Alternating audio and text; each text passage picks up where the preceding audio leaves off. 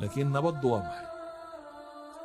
nabigu calayhi salaatu wasalaam markuu inoo tilmaamayey haddii afkaartaad rumaysantay iyo bulshadu waxay rumaysayeen markay iswaafaqaan nabad helayso, wuxuu nabigu yidhi man asbaxa minkum aaminan fii sirbi mucaafan fii jasadi cindahu quutu yowmi fakaannamaa xiizat lahu dunya bixadafiiriha.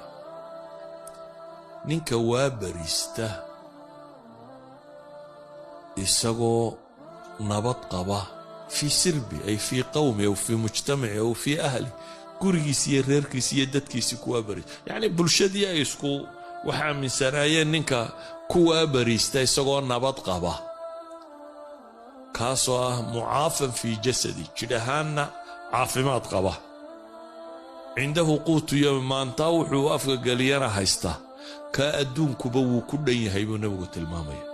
yacni kaasi wuxuu haystaa alamni nafsi walamni alcaqadi walamni alfikri walamni asixi, waxay sheegaan oo dhan ay ka warramaan ayaa ku soo ururay.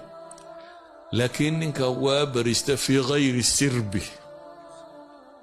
gruubkiisi cid aan ahayn kuwaa bariista, ee mabaadi iyo afkaar iyo caqaa'id kala gedisan la iskala hor yimaado, kaasi meel khataruu jooga.